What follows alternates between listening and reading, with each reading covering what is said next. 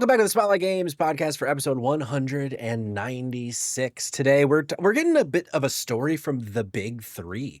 Xbox has announced their next-gen console / PC. Sony is saying fuck you to all of their most passionate fans with dynamic pricing. And it's Mario Day, so there's a bit of Nintendo news around Mario, around Yoshi, around all things the big N. I'm your host, Patrick, and dropping into the Spotlight Games podcast this week, my sweet dumpster boy came and already came and show us what you're working with over there. Patrick, guess what, buddy? The mullet's back. Let me tell you something. Tell me. I had a manic breakdown today and gave myself a mullet in the bathroom. Yeah? I said, enough's enough. I can't do this shit anymore.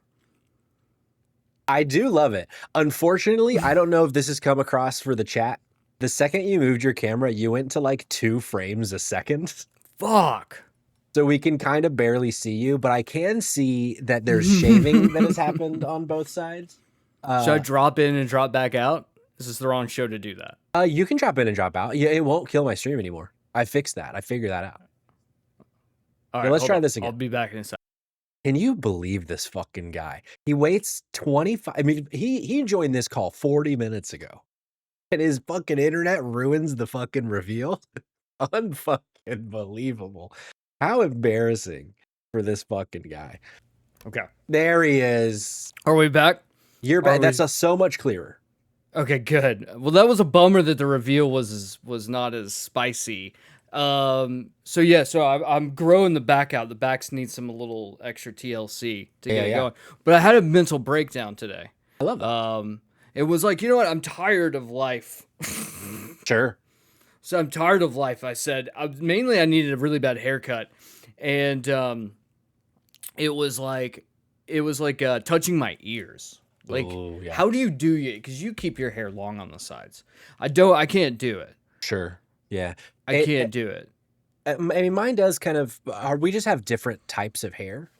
Where yours is a lot curlier than mine. Mine is more mine's super curly. Flowy, straight. Fine. Type situation. So I can tell you this. I bet if I had curls touching these ears, little curly fries, I bet that would drive me nuts. Every time you take a step, they're bouncing around, touching you in 4 different ways. Ringlets they like touch here and they get into your ears, and I don't fucking like that. I don't like it. This is actually, I think, the first episode I've ever done without a hat on. That might be true, actually. So I literally log off work. I go out. I need to like clean up the patio of my house. We've had a bird trying to make a nest there, and I keep knocking the nest down. I'm like, I'm just gonna have to clean everything around here away so that this fucker isn't just getting easy access to stuff to make a nest. Here's a follow-up question, Cayman. You are back to being about 1 frame a second. Do you think it is possible that Sydney is downloading Death Stranding 2 on the beach this week? Oh, dude, what the shit is happening? You sound good. Where last week there was also like a delay in the sound. I guess there's technically a delay because you're moving like molasses, but there's not a problem with the way you sound at all. This is okay. No, that's interesting. Johnny does ask a good question. Do we think the mullet is causing frame drops? That's could be. That's interesting. I really don't know why we're getting frame drops, because we weren't getting frame drops before I moved the camera. Fair. And we were still streaming live, so I don't know. You are getting better now. Okay. We'll see how long that lasts. I'm so over everything here. Yeah. Like, I'm not even seeing like my it's not bad. Yeah. Well, here's what I'll say. I can work through some housekeeping here. If this has now caused you to have another Minty Bee and you want to go make the mullet even more mullety, I'm gonna go straight up fucking Luke Wilson from Royal Tenenbaums. Exactly.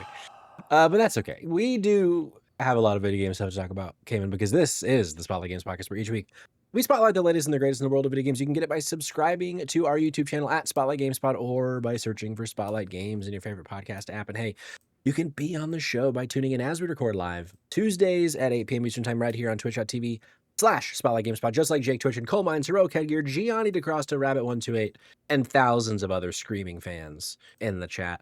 Be like them. Follow us so that you're notified when we go live, so you can be part of the conversation. Some quick housekeeping. The Resident Evil 9 streams over on Dido. I will be back tomorrow night with potentially the finale potentially my last stream. Coal Mines in the chat last stream said I had about 3 hours left. So if I start early enough, I can finish the game in one stream. Otherwise, it'll be a two-parter. So I'm very excited for that. And then speaking of Resident Evil 9, our friends over at the JK Games Podcast, One More Game, covering Resident Evil 9. They had episode 2 last night on twitch.tv/JK Games Podcast. So make sure if you're playing the game, you're tuning into that. And then also in 2 evenings, I'm going about this in such an interesting way. I'm doing tomorrow and then yesterday and then 2 days from now, Cayman, to say that you will be hosting this week's episode of Drop and Drop Out, centered all around the Japanese RPG, the JRPG, some people call it.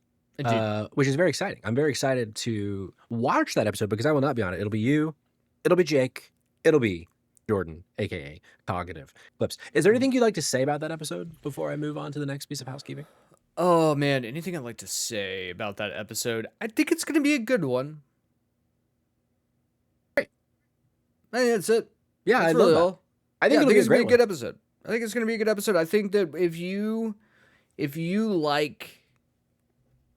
like my content, ooh, it'll maybe be something remotely close, maybe. Jake in the chat says we should define what makes a JRPG so we can talk about Expedition 33. Show Cog, I want him to see. So here's what I hope for as someone who will just be viewing that episode. I hope to see what is the downfall of Drop and Drop Out, and that a civil war begins live on the podcast about Expedition 33 and JRPGs, or as Coal Mine in the chat says, RPGs. JRPGs. So very exciting stuff. Also, tonight, as I said at the very top of the show, episode 196, which if you know math, which I don't really, but that means we are a few short weeks away from episode 200. And if you listen to the Spotlight Games Podcast every week, you heard us talk about a few weeks ago how we were so close to 200 and had no plan. Well, folks, we have a plan. We're not going to tell you about the plan until episode 200. This won't be like the episode 100 where we're having you fill out a form to give us your top 100 games of all time. But I can go ahead and tell you right now, and I'm going to continue to tell you for the next 5 weeks, you're not going to want to miss episode 200, which happens to be April 7th. And no, this won't be an April Fool's joke, which is April Fool's 7 times, Cayman. I don't love it, but I'm here for it. Hell yeah. And Coal Mines did just figure it out. It is going to be 200 minutes of us fucking. So I wish I could last that long. Oh, God. No one could. Absolutely no one could. But yeah, we hope to see you on episode 200, April 7th, for a big, big show. And in fact, if you just go to dropanddropoutpod.com, join the Discord, and follow us everywhere around the internet, you'll know exactly when episode 200 starts coming along. Cayman, over here at the Spotlight Games Podcast, as we have done the last 196 times, we start our episodes with what we've been playing. However, it has been brought to my attention that, Cayman, you have been playing no video game in the last week. It's true. I do want to say something, though. Okay. All of this disaster that is my life right now. Yeah.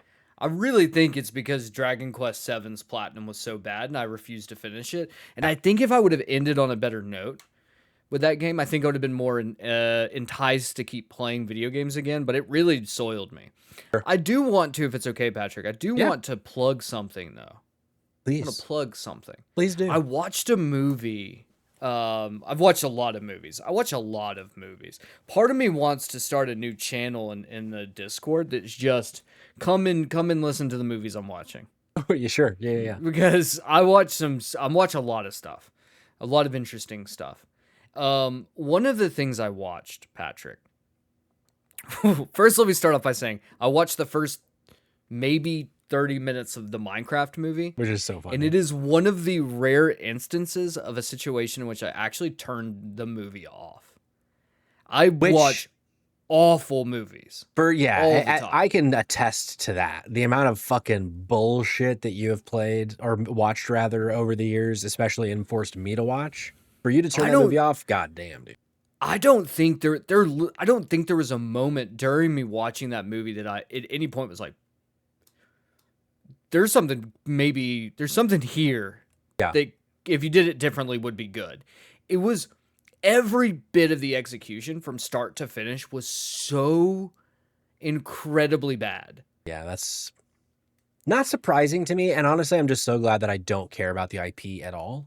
Because if I cared about the IP at all, I would have watched it. But now I know for certain I never have to watch this movie. I think you should at least watch the first 10 minutes because it'll give you just enough of like an understanding of what you're dealing with that like it'll Okay. click with you like, okay, this is why. Okay. But that's what I'm here for. I'm actually here to talk about Josh O'Connor. Oh, I love this man. yeah. I absolutely love Josh O'Connor as the actor. Yeah. I watched this movie of his from I think 2023. It was shot like before and after Challengers was shot. It was called La Chimera. It's on Hulu right now. Yeah. Have you Patrick, when was the last time that you started up a movie in which you were like you got 10 minutes in and were like, I'm watching art. Like this is what movies were made for. Like this is true cinema. This is exactly what, like when we think about a good movie. I know exactly. I can pinpoint the exact evening that this happened. Mhm. I went to Netflix and I booted up Until Dawn. And then my power went out after 11 minutes. And I was like, well, that's enough art for me. And I never put it back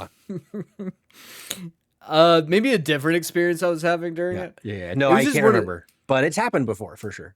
But yeah, like I feel like I watch so many bad movies that it's really rare that I watch good movies. Sure. And this was one of those. And earlier in the day, I'd watched Alex Garland's Men, which was an interesting flick. And I ended up watching that same weekend. Watched Sam Rockwell's Moon, which is another interesting. No, that's a great flick. Good movie. This movie though, I watched and was just like, it's a period piece set in Italy. And Josh O'Connor during the 80s in Italy. And Josh O'Connor speaks Italian almost the whole film. Oh, wow. And it's about these it's about grave robbers that dig up Etruscan burial sites and then like fence off all the stuff that they dig up. Huh. And it's on cool. Hulu. It's on Hulu right now. It's like 2 hours and 15 minutes long, so you have to commit. Okay. But I promise you, this was one of those movies I got done watching when it was wrapped, and I was mad that no one I knew has ever seen this movie. I don't know La Chimera. what Etruscan means, but I am sold on whatever this movie is about. I'm telling you, it's one of those where you get done and you're like, I want to talk about it. I want to talk to someone about this. Okay. No one's watched it though, so no one will talk to me about it. Sure. So If we can get Josh O'Connor on the line, I'm sure he would talk to you about it. But I don't he's know a if hard he man would. to get a hold of. I don't think he would. I don't think he trusts people that look like me. Well, who does these days? Well, Cayman, I will talk a little bit about what I've been playing, although I did speak a little bit about this last week on Drop In, Drop Out, but I have new thoughts, and that is about Pokemon Pokopia. Tell me. Cayman, this fucking video game, man. I am so blown away at how they buried the lead on what this game really is. Yeah. Do you expect in the next few months, by like any stretch, that you think you'll pick up a Switch 2 and pick up Pokopia? Okay, so here's the thing. Yeah. There's a world in which I have another manic breakdown and I can't give myself a mullet again and I end up buying a Switch. Because that was one of the things that went through my head when I was sitting in the bathroom with the razor in my hand. Yeah.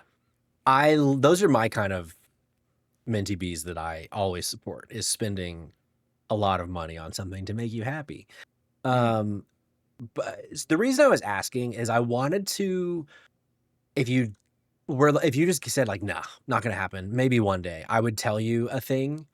But like for the people that are playing the game, they know like generally like the lead that was buried on this game, which is kind of like the meta story. I was gonna tell you a little bit about that, but I don't want to. I think it's Is it better the apocalyptic nature of the game? Yes, in fact, actually. Yeah, so it seems like that's come to your attention. It's come across your desk.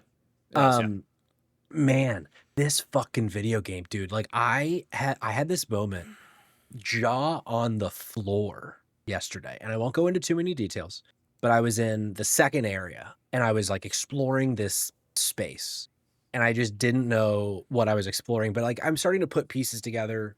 I've uncovered a few notes around the world to see like, okay, I think I have an idea of like why there are no humans here, because one of the very first lines in the game is like, where have the humans gone? So it's very clear that like the humans aren't here.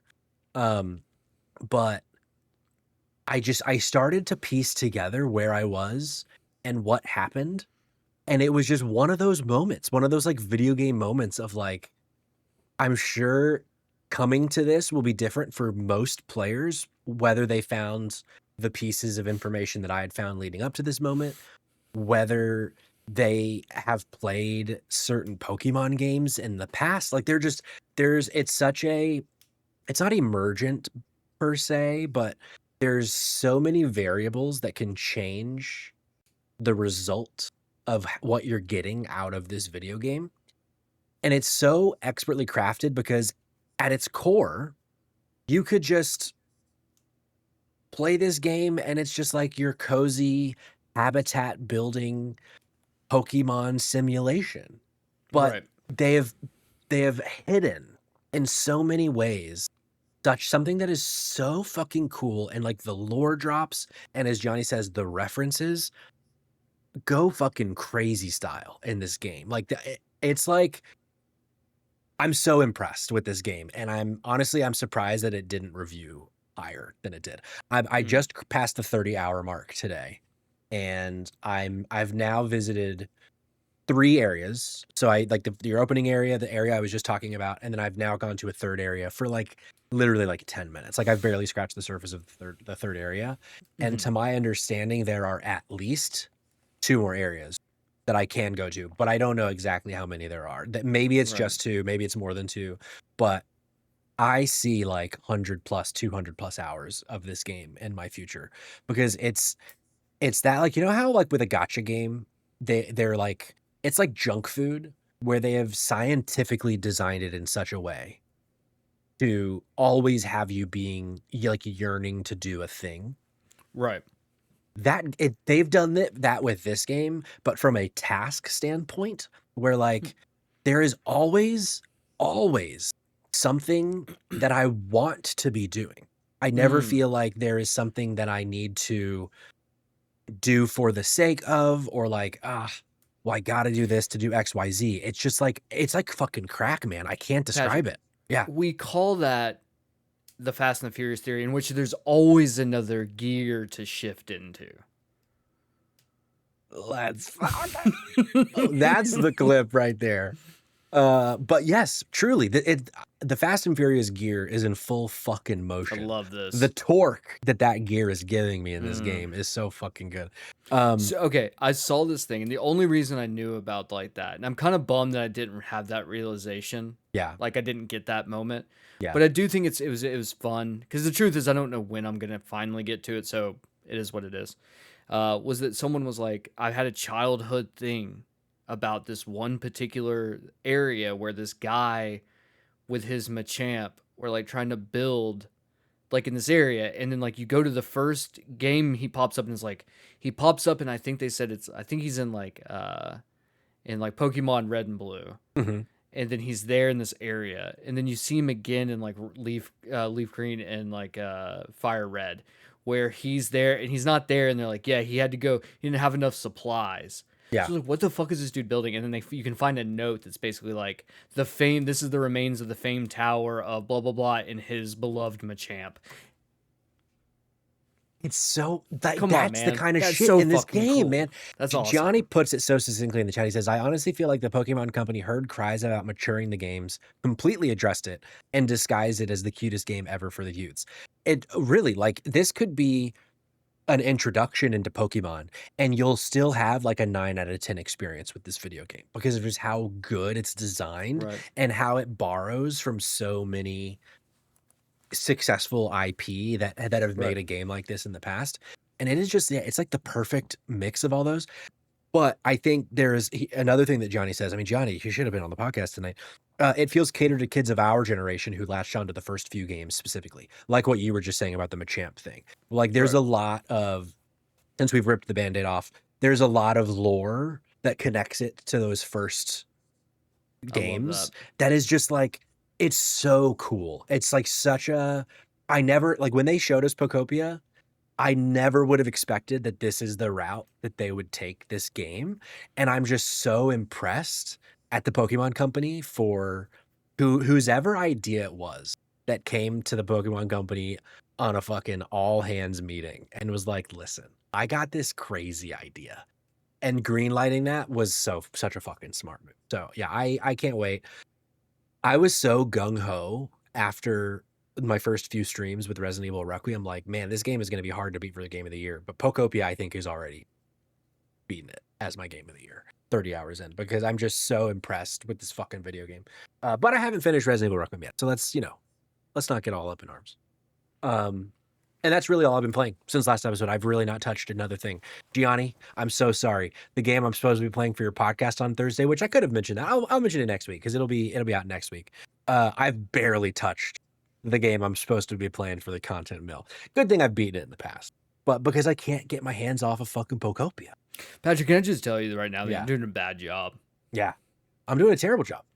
Bad boy things over here, not following through on your duties. I feel, Johnny, maybe don't hit up him. Maybe hit up other people who are better hosts. I think so. I mean, what I'm saying is, I think I deserve a spanking, human. You'll get one On We my can bare get you butt, one. balls, and bag. So, Patrick, how is my cam getting any better? Or are we still dog shit? it's been better. I've seen your camera be about 10 times better than this most every episode before, but it is like acceptable now where it's like I'm getting a full range of your motion, but when you make quick movements, there's like a lot of screen tearing happening, but it's not a big deal.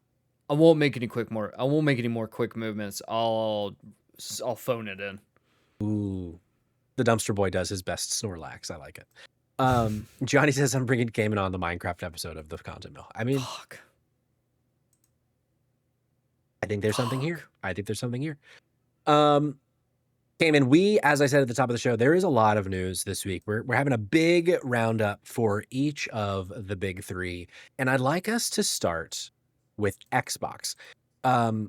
We've already talked about on this show the big shakeup over at Xbox. Asha Sharma, now the CEO, Phil Spencer out, Sarah Bond out.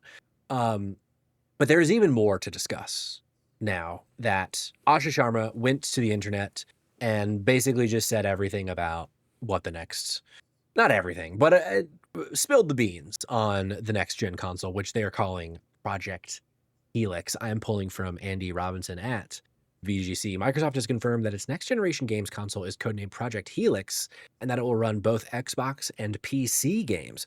On Thursday, Microsoft Gaming's division shared a short teaser video on social media revealing the Project Helix logo. And in a separate message, new gaming CEO Asha Sharma said she would be meeting with developers to discuss the new console at GDC, which is now this week. Quote, great start to the morning with Team Xbox, where we talked about our commitment to the return of Xbox, including Project Helix, the code name for our next generation console, she wrote. Project Helix will lead in performance and play your Xbox and PC games. Looking forward to chatting about this month with partners and studios at my first GDC next week. It's the first time that Microsoft has explicitly confirmed that its next-gen console will be a hybrid PC device, though it's been expected for some time. There is a part 2 to this story that I wouldn't say broke. It's being pontificated on this week from like tech insiders in the industry that are like, there's no way this console is less than $1,000 based on knowing that it is a hybrid console, that it is part PC, part console. And I guess the analysis is pointing towards somewhere in the $1,000 to $1,200 range. So that is just like a little tacked on rumor to this story.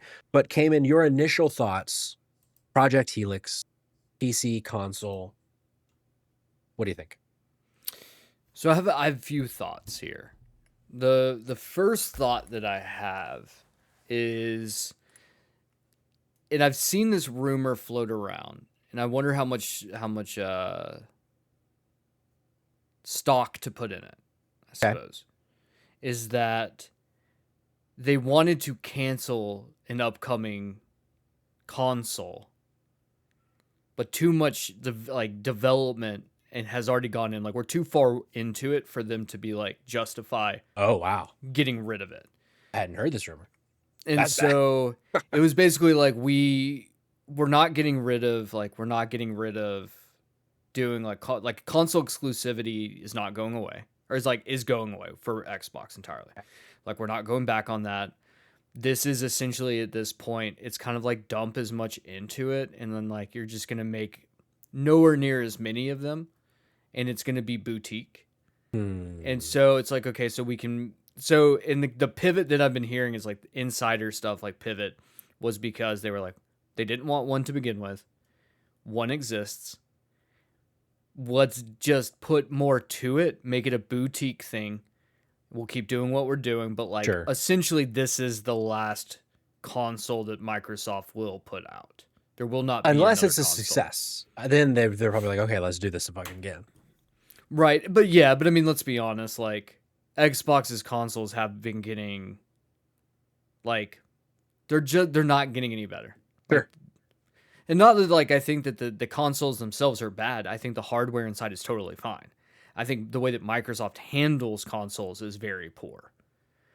And so I think because of that, I feel like there may be some like actual validity to the thought process that this is the last Sure. Xbox console. I'm so interested in, because like we've also talked about on this show, the whole Steam box of it all, of like it was supposed to be coming the like very beginning of 2026, and then it got pushed, and now they're like, no, it's still going to come this year. We just need to see what we can charge and not fucking eat all of the debt of this project. And I'm so interested to see if we get a price for that and a date for that before we must actually, that now that I'm vocalizing that, of course we will, because I'm so interested to see if a consumer would be willing to spend that much money on a console. Because like a PlayStation 5 Pro, $700-800. So it's like it's not that far from 1,000, but there's something about 1,000 where me, someone who, granted, I supplemented the cost of a PS5 Pro by selling my PS5, but it's like I did technically spend $800 on a PS5 Pro. The thought of spending $200 more on a console is very difficult for me to do. And like I am of that, I think, market that is usually a bit irresponsible with these kinds of things. It's like, fuck it, I want the new thing. Sure. But $1,000 is $1,000. Like I don't know. I'm so interested to see if that, I mean, do you think that there can be success with something that high of a cost in this industry? No. I'll tell you why. Why? I'll tell you why. And the reason being is because you are going to have to sell that as a PC. You won't be able to sell that as this is a console. Because historically, it has been much easier to try to sell someone on a console over a PC, mainly because of price. Right. Yeah, sure. Like, yes, obviously, we're not stupid. We know that PCs are better. We know that, you know? Like, we're not idiots. Console makes things easy. Right. So consoles are, one, just an easier entry point for people, but the easy part of that, too, is it's also a cheaper, more cost-effective entry point. So, like, for instance, my wife does stained glass. That's, like, her thing she does on the side. And when she was first getting into the hobby, I was like, look, we're not going to spend the money on getting like a really nice stained glass thing for you to get into and fuck around a few times and just sit there. Like if you are going to be like actively utilizing this, then like let's go ahead and bite the bullet. Like then we'll go ahead and spend the money on it. Right? Sure, yeah. Fair. And so like at this point it's like, yes, okay, we have justified the cost of buying an expensive grinder for her to do her art rather than using this cheapo one because it makes sense. But like for most people, they look at video games, unless you're like a hardcore gamer, like it's much easier just to be like, yeah, I can play my Call of Duty on a PlayStation or an Xbox. Sure. I don't need a $1,200 to $1,500 rig to play Call of Duty. Yeah. You know? So yeah, I don't no, think that's a good point. Yeah. Where like, yeah, I agree in that I think it's going to be tough for the average consumer, which is where like the bulk of console sales go to, right? Is the average gamer, or like Johnny is saying, it's going to be hard to sell to families and kids at $1,000, where so many people in the audience of gaming is children. So it's like, if a parent isn't going to be willing to spend $1,000 so that their kid can play Fortnite and Roblox, Right. like, that's a really big piece of the pie for selling a console. So yeah, I don't know. I'm so interested to see what this.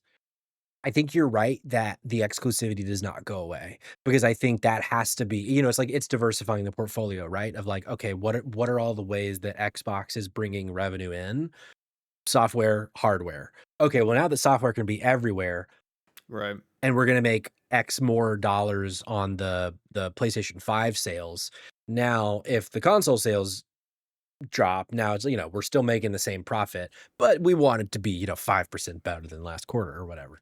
So yeah, I don't know. I hope that this doesn't end up being so expensive that it's like the nail in the coffin of like, well, we just put hundreds of $1 million into R&D and production, and we sold 2 million of these things, and it's like worse than the fucking GameCube in terms of sales. But I don't know.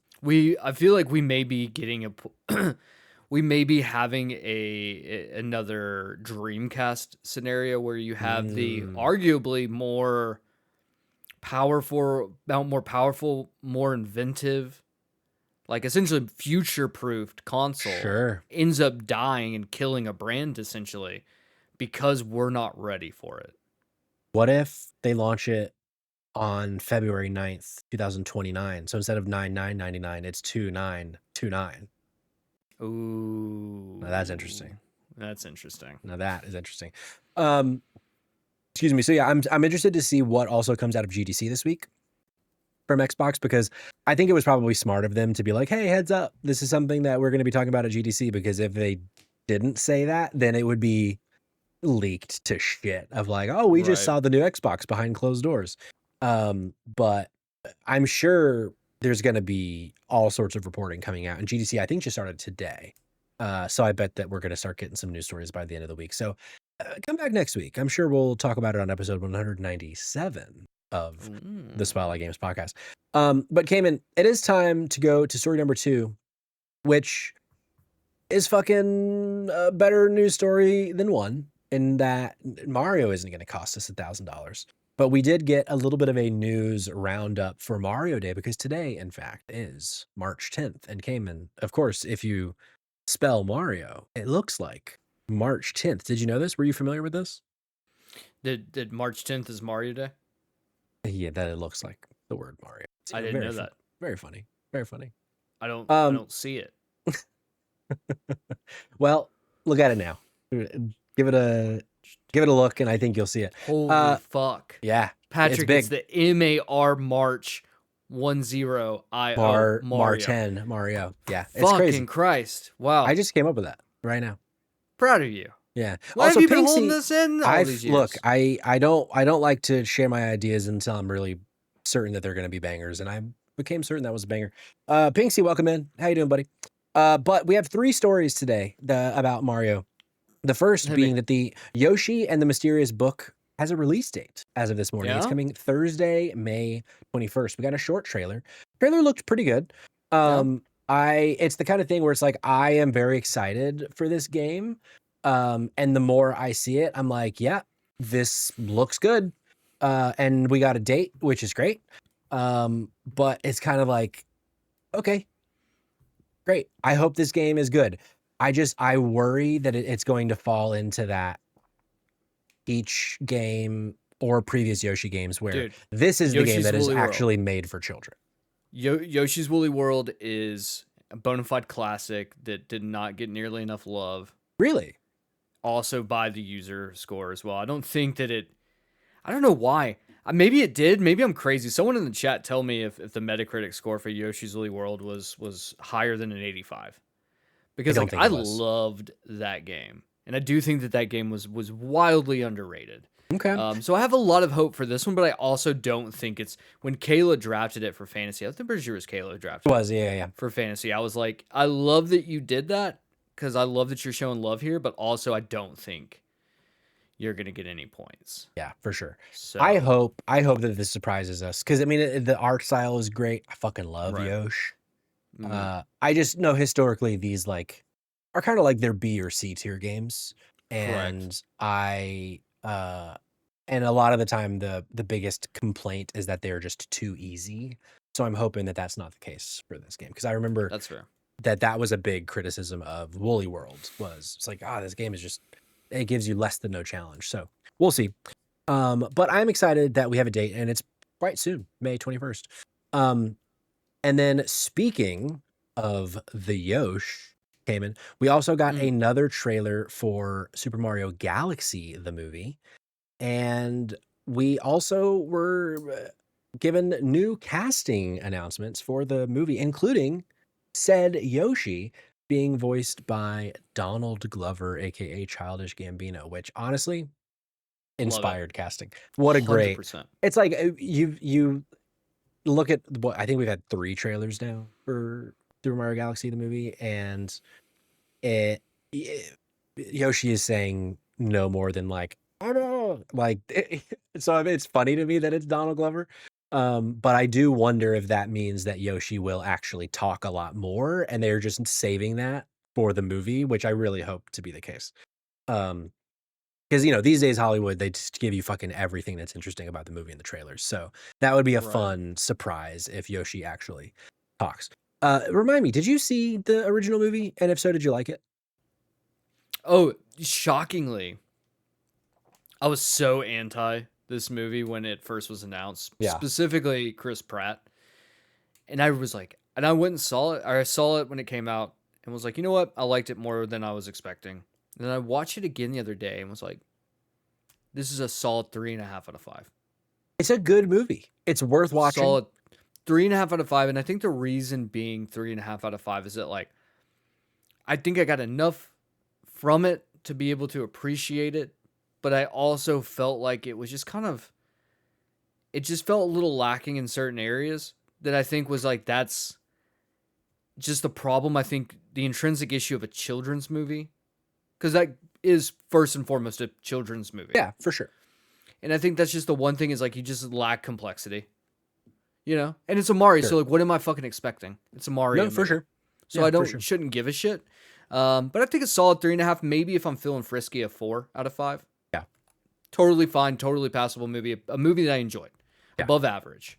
Now, will I say it's as good as the Super Mario Bros. Move? Oh, sure. No. John Leguizamo. John Leguizamo, he said. John Leguizamo.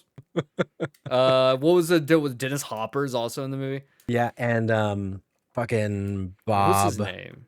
Uh, He like died shortly after the movie came out. Mario what is- died because of how what is his bad this name? movie was. He was also in Roger Rabbit. Yeah. Fucking it doesn't matter. Someone in the chat will point it out, I'm sure. But I am excited for this movie. Comes out in like 3 weeks. I'll probably see it in the theaters because I'm a real gamer, Cayman.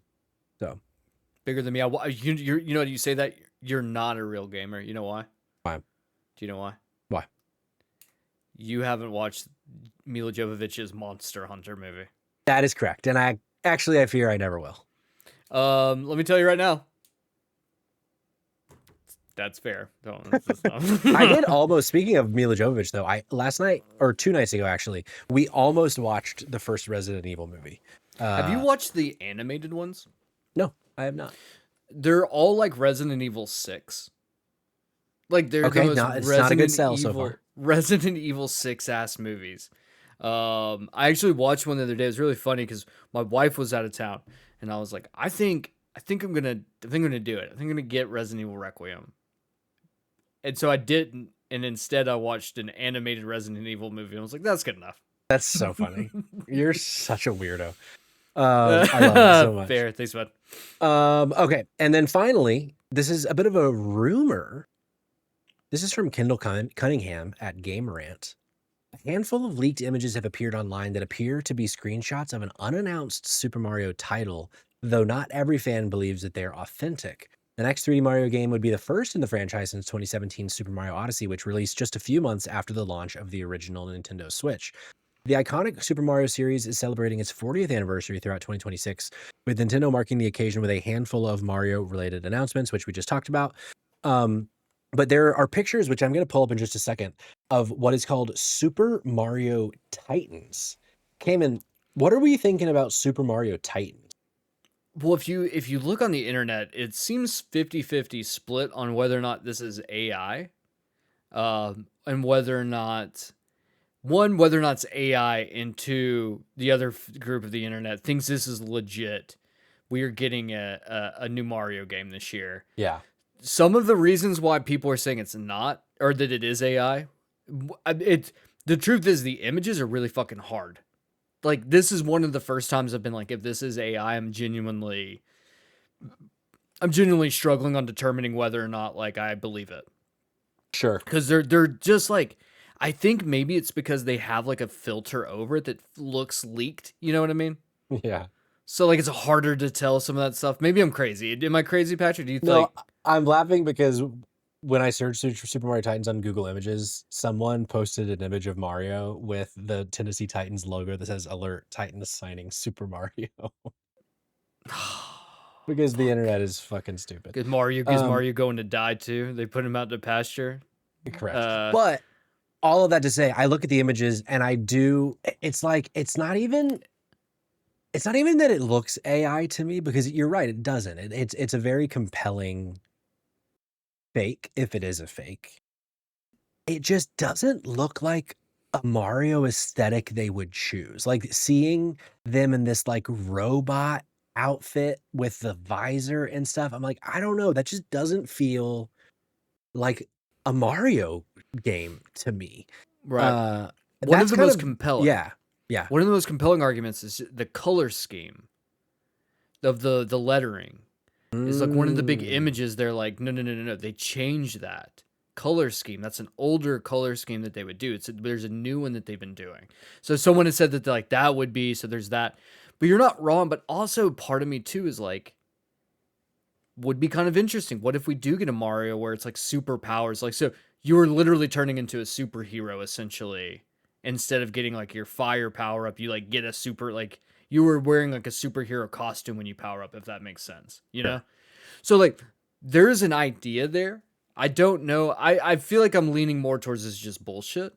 But I do want to say, I do think they will announce a new Mario game by end of year. You think so?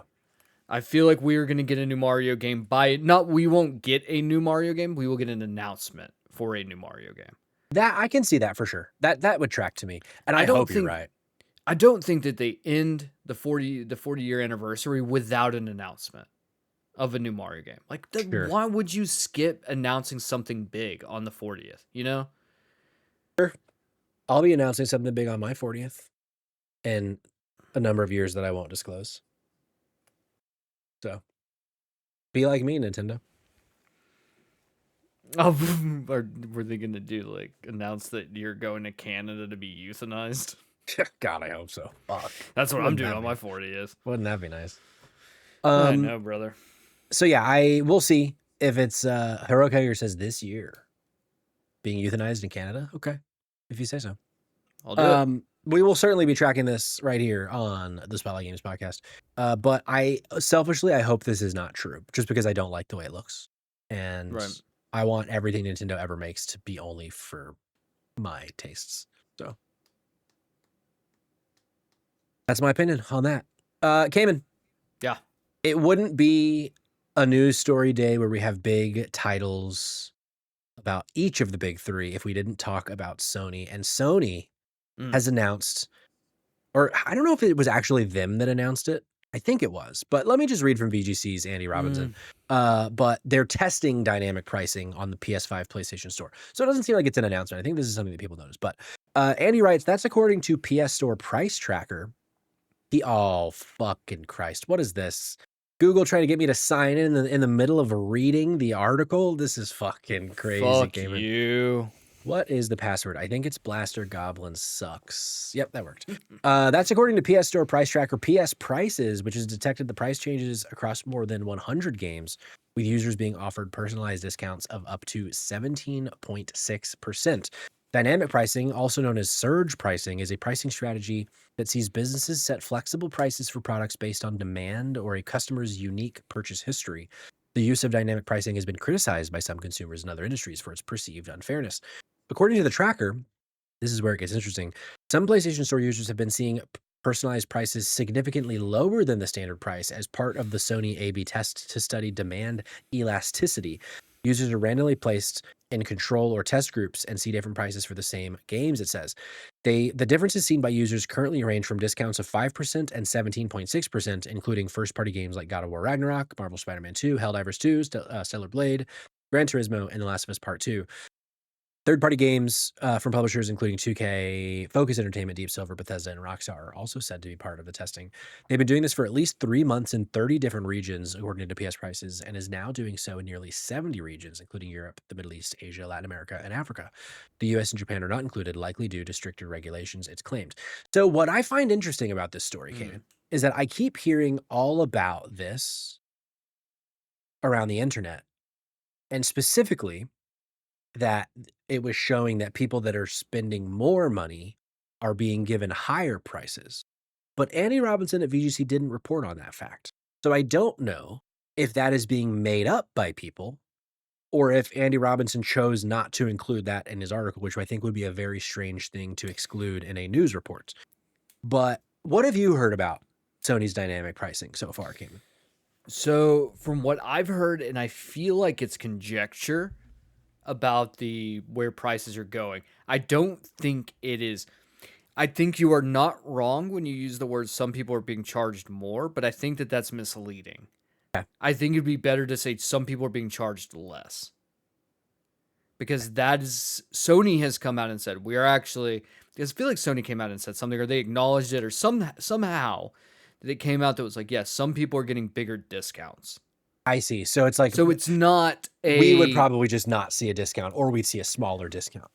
Or quite maybe for you and I would be a perfect case study for this, because I historically am a cheap fucking bastard. Oh, sure, fair. And so I really wait for discounts to come out, and so I tend to buy most games between probably $30 to $40. Is probably where I buy games at more, where you probably buy games more at the $60 to $70 range. Sure. Just because you buy more new releases and I tend to wait a little bit longer. Yeah, for sure. Yeah. So most likely I would probably be seeing more deals than you, because they know they'll get me to spend my money if they can like put something, even giving, because for instance, great example, I still haven't gotten a copy of Assassin's Creed Shadows. Oh, because I'm waiting for it to drop beneath $40. And it was on sale this past week for $44 for the deluxe edition, and I refused to bite the bullet on it because I didn't care about the deluxe edition. I just don't want to pay more than $40 for that game. Sure. That's fair. So I'm standing my ground. So if they were to say like, fuck it, just give $4 extra off, who fucking cares? $39.99 came in. I'd buy it. Fine. You know? Yeah. And so I do think, I do think it is one of those things where it's glass half full, glass half empty. Really depends on how you look at it. And if it is a situation where we're not seeing them charge more for baseline, like, here's a story for you, Amazon was doing with physical copies of Pocopia, where they were charging $89.99 for a copy. Right. So, like, they were charging more because the demand was high. So if we don't see that happening, then I think that this is I understand where people are frustrated by this. I understand. And I'm not going to say don't be frustrated, but I think our ire might be a little too high. If they started to say, hey, Patrick, you're going to pay, $89.99 for a copy of Resident Evil Requiem, and Cayman's going to pay $79.99 because he's not going to pay full price for the Sure. Then I think that's different. when we start saying fuck you and burn it all to the ground. That's a good point. That's a good delineation. Yeah, and I think that's the thing is like we're once again more than welcome to be mad about this, but we need to be very careful with how we present the argument. Fair. And I think that's all I really have to say about that. And that's the end of the podcast. No, Sirius says the question is, would Sony's algorithm for this see that and egg you on with discounts like that, or would you never see discounts to egg you on to pay more?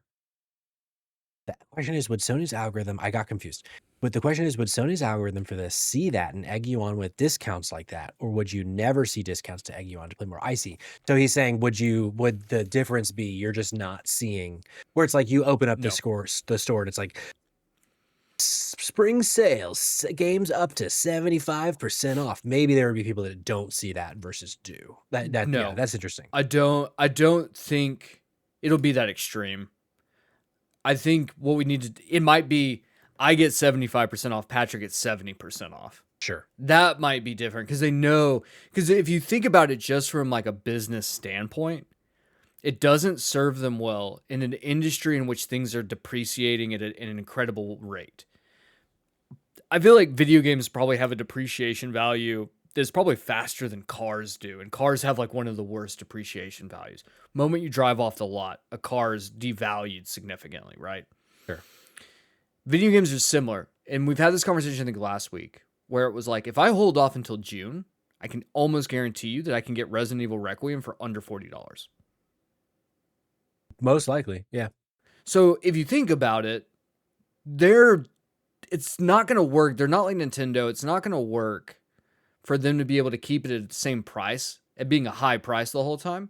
They're going to need to put things on sale because of the rapid pace in which things are released. Sure.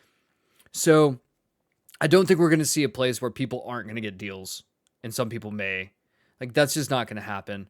I think that it more so is just like, how big of a deal are you going to end up getting compared to someone else? But I don't think they're going to remove it all entirely. And I also think that it's a really bad look if they say, here's Deal Mania, 75% off, and only I get alerted to it.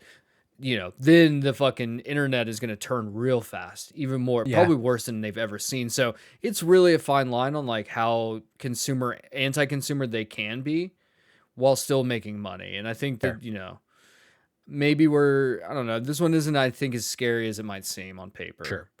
Coleman says, I think lesser spenders are shown lower prices to entice spending, while frequent spenders are shown higher prices, or rather the same, like the retail price, because they have no incentive to lure those players into spending more since they already do, which that makes sense.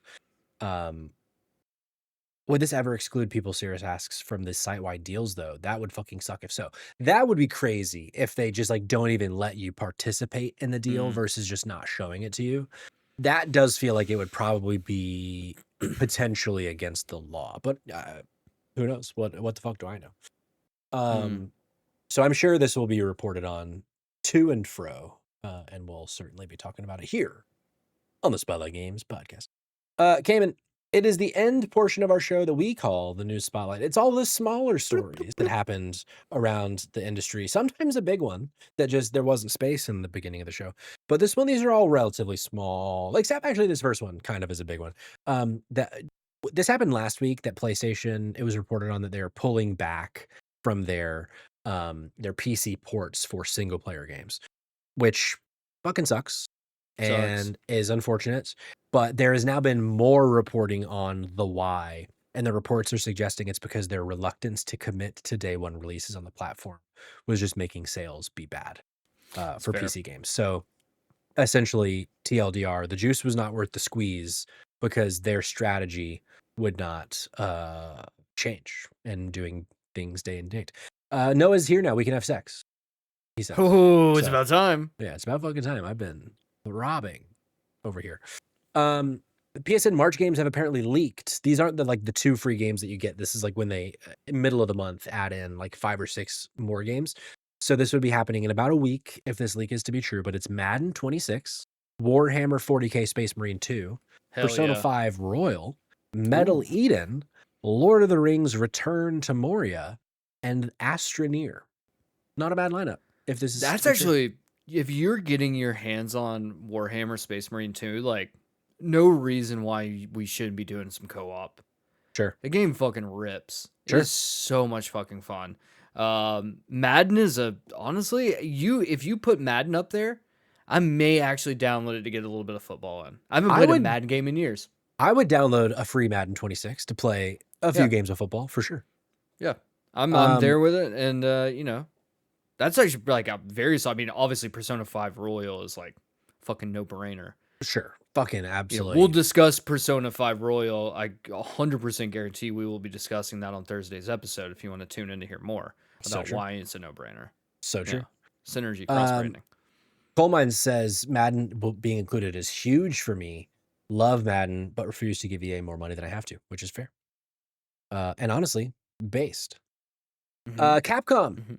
moved up Pragmata's release date from April 24th to April 17th, which I think is very exciting. What's coming out 'cause- April 24th? Do we What know? is? Let's see. Is there Video anything game. that's there that they were like, we really probably should move up at least 1 week? That's such a good question. We learned don't go to GameSpot. Yeah. April 24th also has nothing. At least on this website that I'm looking at. So All right. Who knows? Hold on. Looking at April 24th. Wait, it's moved up to April 17th. 17th is the new date. Yeah. Interesting. Feels weirder that you would do that, because I wonder if it has anything to do April with a fiscal year. April 16th, you have, not that I think Cthulhu, the Cosmic Abyss, is going to do numbers, but like it's getting pretty good previews. Mouse PI for Hire is getting stellar previews. Sure. And then Jake is creaming his leathers over here for Tamagotchi Life. So like, yeah. And you're releasing on the 24th, there's really nothing there that I feel like is like, unless you're trying to get out of the way of Saros possibly being on the 30th. Maybe, honestly. That could be it. Give it maybe, 2 more weeks. Maybe it's just like, right. So Or guess 1 what more comes week, out yeah. on April 10th though? Jesus Tiny Christ Simulator? Bookshop. Tiny Bookshop comes out on the PlayStation 5. Hell yeah. That game fucking rules. I feel like that game's going to be one that that I would play just on the Portal exclusively. Just me and the Portal. I devoured that on the Switch too. Also, going through that, so Cthulhu's fucking Wet Dream, whatever that game was, Tamagotchi Life. Yeah. Same. That's what I said. And the third one that I forgot, I feel like Mouse PI for Hire. I feel like Pragmata will definitely still sell best of all those, most likely. I mean, I don't disagree with that. Yeah. I just find it interesting though, because there's nothing on the 24th. So like they're moving up to a date with at least 3 games that have some sort of name recognition, rather than dropping on a week that there's nothing. Isn't interesting. So I really think the only thing is they're like, hey, our game may be longer than, or it maybe is harder of a sell for people. For instance, someone like me, right? Who right now is like, I really want to play Toxic Commando this weekend. Ooh, yeah. But also I don't want to spend the money on Toxic Commando because Crimson Desert comes out the following week. Right. So it's one of those tough ones where I'm like, maybe that's it too, where it's like people like me who's like, I really want to play Saros. I don't. But like, let's say hypothetically, I really want to play Saros and I have to make the decision. It's a lot harder for me to commit to Pragmata. Sure. If Saros is the one that like, because we know Saros is going to do well and perform very well. Like, yeah, it's a house. What is it? House Smart game. Like Housemarque, it's going to fucking do well. Yeah, and that says a lock for an 87 on Metacritic for sure. Easy. So, and it also carries the name recognition of Housemarque, and I think that coming off the heels of Returnal, knowing this is the next game from that, people are probably going to be more prone to want to lean towards that over the other, given the circumstance. So, makes sense. What day is Crimson Desert? March 18th or March 19th? March, right? It's not May, it's March. Right. Okay, so here we go. Toxic Commando drops in 2 days. Okay. Crimson Desert drops on the 19th. So, yeah. Fuck. Right. I have 9 days to finish like 3 video games before Crimson Desert comes. I started playing Slay the Spire because it's on Apple Arcade. Okay. And I don't like it. So Slay the Spire 2 I don't think is a game for me either. Man, Slay the Spire fucking so. But you're not a deck builder guy. You've never been a deck builder. No. There's too much strategy, and the truth is, when it comes to phone games like that, I'm the kind of guy that just wants to get like, I want to get Stony Baloney and I just want to vibe out on my phone, and it's too much strategy involved, and I couldn't get in, like, just didn't hit for me. What are your thoughts? We haven't really talked about this. What are your thoughts on Toxic Commando? Is that something that you've thought about, like, is a game that you may actually play, or is that something that you're like, nah, doesn't really feel like a Patrick game? It is not on my radar, but I have a window open for it. If you come around the corner and are like, brother, this game is the truth, and I need you to play this video game. That's kind of the only chance I have. If I knew, could someone in chat, can you pull up and see? Does anyone know when the embargo releases for that? Because that might be the thing. Is it could be a situation where it's like, hey, Toxic Commando fucking rips. Also, I think it's cheaper. Oh, let's see here. I think it's cheaper than like it's like a budget title, quote unquote budget title. $39.99 on Steam. Okay, you're already selling to me. That's significantly easier for me to stomach. Sure. Because I'm a cheap bastard. Is it, remind me, is it multiplayer or? Yes. Is it only multiplayer? No. It apparently has like a full like single player campaign that you can do entirely in like 4-player co-op, but it also has bots that will play with you so you can play the whole game by yourself. It's by the team that did the World War Z game. That like was like a sleeper hit. Yeah. So like and I've like watched some demo, like a demo of it from like a guy that I like, and their feelings were like really positive. And one of the things I took away was like, I honestly just want to play it for the soundtrack. Like I love Carpenter's music. Like I think John Carpenter's so fucking good, as like his like dark synthwave is so good that I want it for that. But like it just looks insane, and it looks very like Left 4 Dead-esque of like I just enjoy that, the good old fashioned like let's just jump in, be stupid, have fun kind of stuff. Like we need more of that in games. So I don't disagree. You know, I just know that the first half of this year there are so many video games that I'm spending my money on that that's like why I haven't bought Marathon. Because as much as I want to get into Marathon and like Marathon, it's too much out that I know that I will enjoy that I'm prioritizing my money on. Like Pocopia for right now against Marathon. But as I said, window is open for John Carpenter's Toxic Commando, so we'll see. Couple other stories in the news spotlight. Bloober Team says it will officially reveal several of its in-development projects this year, including an ambitious title codenamed Project 8. Not 8, Project H, which I'm interested to see what Bloober Team does. I liked their last game, whose name I can't think of right now, Fine Enough. I think it was worth playing with the mask, the helmet. That was very much the Helmussy. The Helmussy. What was the name of that game? What was that Something called? Dark Fisting. Or... Dark Fisting. I think it was Dark Fisting for sure. It's something with some Obscura. Something Obscura. No. It's like one word, 2 more words. Helmussy, the Big Gape. Oh, what is it fucking called? All right, I'll Google it. Kronos, the New Dawn. Thank you, Colemans. The Big Gape, yeah. The Big Gape, that's exactly I was real close. You were very close. You were very close indeed. And then staying in the spooky genre, Until Dawn remake studio Ballistic Moon, unfortunately, has been shut down, which is a bummer. But it's like, that the remake did not perform. It didn't review well. But it's like, I feel like every fucking day. You know what we didn't talk about today? I joked about this yesterday in our text. It was like, oh, we're just going to have another fucking game or a podcast where we just talk about studios being gutted because of all the Battlefield 6 studios being gutted. And I forgot to put it in the news because I think I wanted to try to talk about good things, but here I am. Yeah. No, it says Patrick liked the game so much he couldn't remember the title just months later. I said I liked it fine. I said I liked it enough that I forgot the name.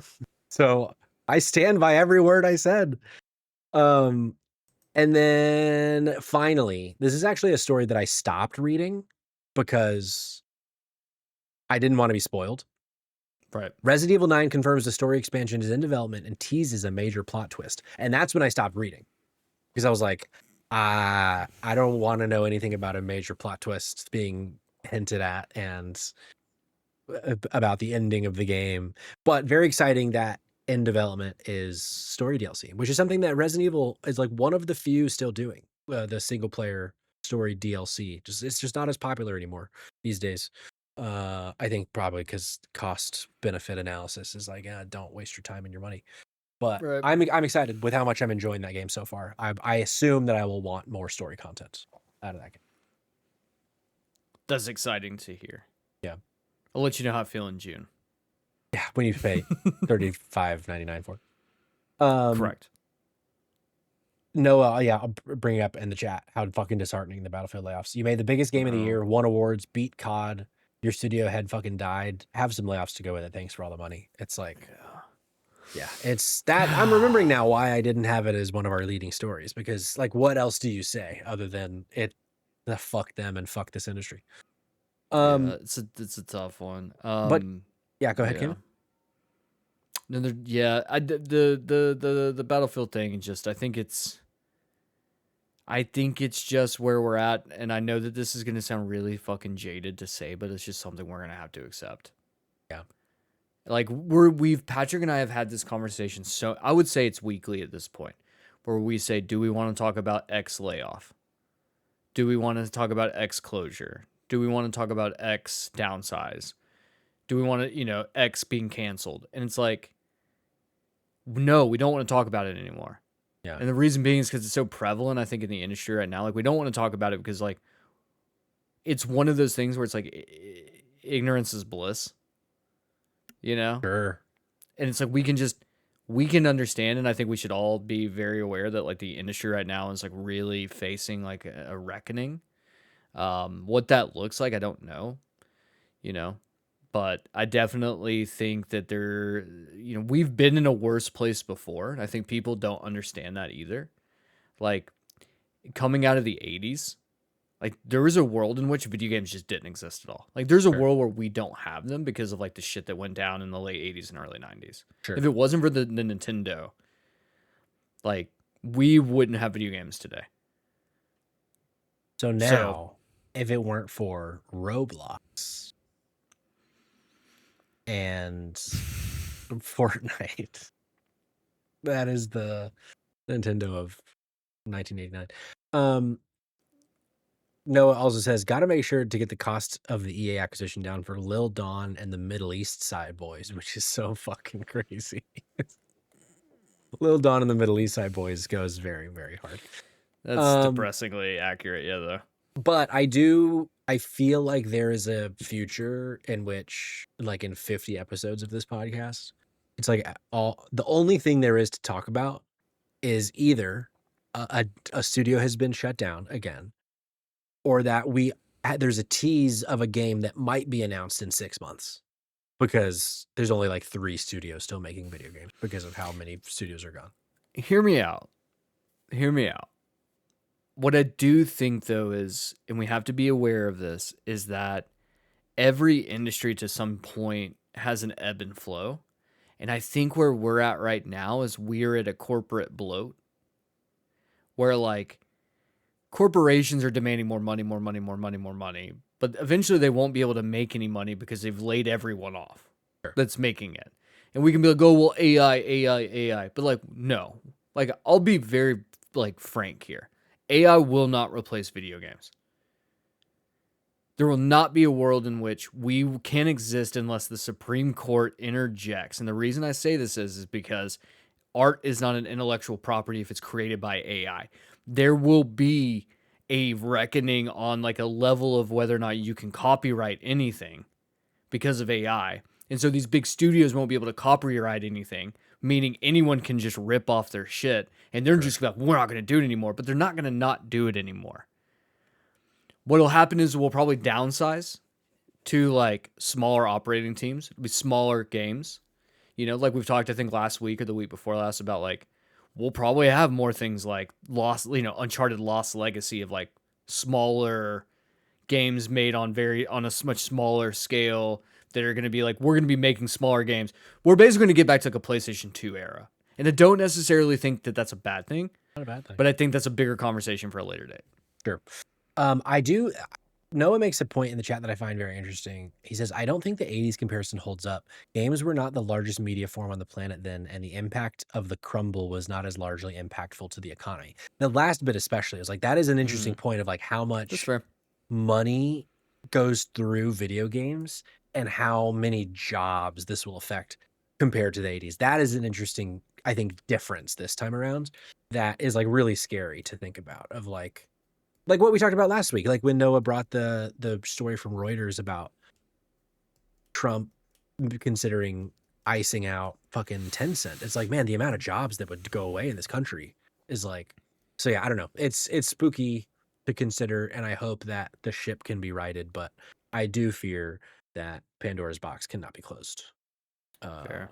So I don't know. We will see. But Cayman, that does bring us to the end of the Spotlight Games podcast. As always, thank you so much for being here.